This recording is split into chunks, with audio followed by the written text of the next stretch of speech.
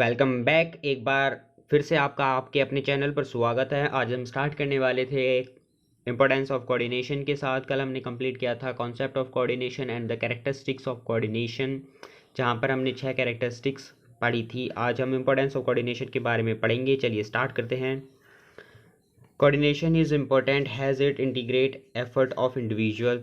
Coordination आपका important function है क्योंकि वो इंटीग्रेट कर रहा होता है इंडिविजुअल्स की एफर्ट्स को, डिपार्टमेंट्स को और स्पेशलिस्ट्स को।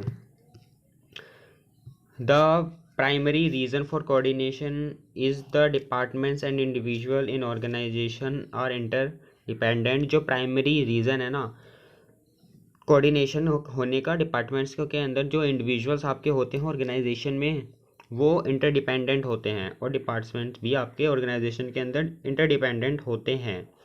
डैट इज़, जिसका क्या मतलब है कि they depend on each other for information and resources to perform their respective activities. जिसका मतलब होता है कि वो एक दूसरे के ऊपर डिपेंडेंट हैं, उन्हें इंफॉर्मेशन चाहिए होती हैं अलग अलग डिपार्टमेंट से, रिसोर्सेज चाहिए होते हैं जिससे वो परफॉर्म कर सकें अपनी एक्टिविटीज़ को। दस मैनेजर नीड टू रिकॉन्सिल, तो मैनेजर को रिकॉन्सिल करना होता है difference in approach, timing, efforts और इंटरेस्ट। ठीक है। At the same time there is a need to harmonise individual goals and organisational goals. और उसी टाइम आपको ज़रूरत भी है कि तो हमारे पास फर्स्ट इंपॉर्टेंस है हमारी कोऑर्डिनेशन की, which is growth in size. तो जैसे जैसे ऑर्गेनाइजेशन का साइज़ बढ़ता है ना, वैसे वैसे नंबर ऑफ़ एम्प्लॉयज़ भी आपके इंक्रीज़ होते रहते हैं ऑर्गेनाइजेशन के अंदर। ठीक है। तो उस टाइम क्या होता है कि डिफ़िकल्ट हो जाता है उन्हें इंटीग्रेट करना उनकी एफर्ट्स और एक्टिविटीज़ को। इट में become difficult to integrate their efforts and activities. All individual differ, हर इंडिविजुअल अलग अलग होता है उनकी हैबिट ऑफ वर्क्स में। ठीक है। बैकग्राउंड उनके अलग अलग होते हैं, अप्रोच करना सिचुएशन को उनका अलग अलग होता है और रिलेशनशिप भी डिफरेंट डिफरेंट हो सकती हैं।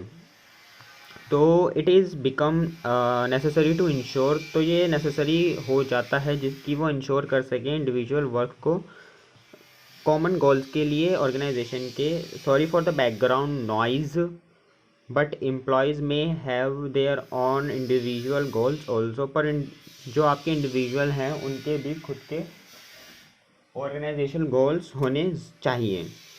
देयरफॉर फॉर ऑर्गेनाइजेशनल एफिशिएंसी, जिससे कि आप ऑर्गेनाइजेशनल एफिशिएंसी अचीव कर सको, it is important to harmonise individual goals, कि आप हार्मोनाइज करो इंडिविजुअल गोल्स और ऑर्गेनाइजेशनल गोल्स को कोऑर्डिनेशन के द्वारा, मतलब एक साथ उन्हें लेकर आओ।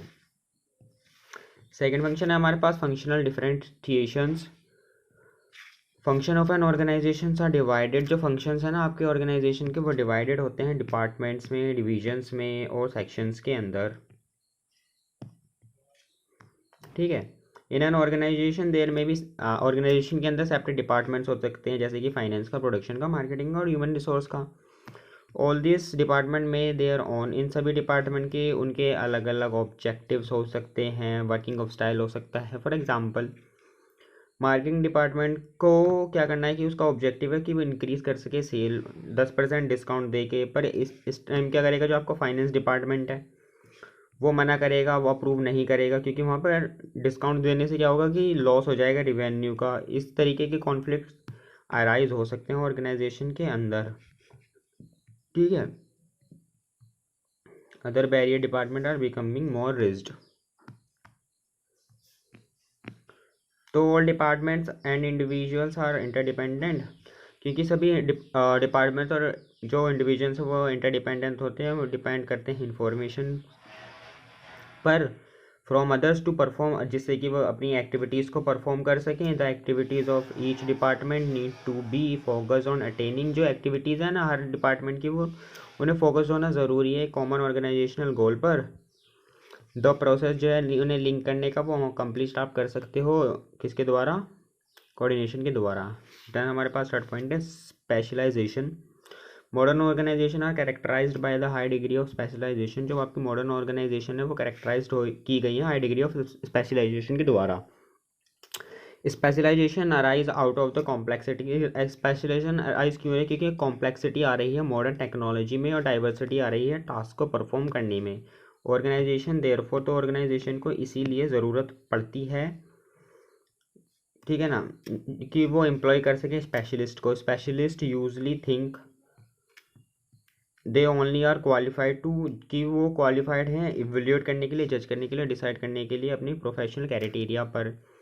तो वो क्या करते हैं, ना तो एडवाइस लेते हैं किसी से, ना सजेशंस लेते हैं, ठीक है, इन अदर मैटर प्रिटेनिंग, जो उनके स्पेशलाइजेशन में एरिया के अंदर प्रिटेन हो रहे हैं।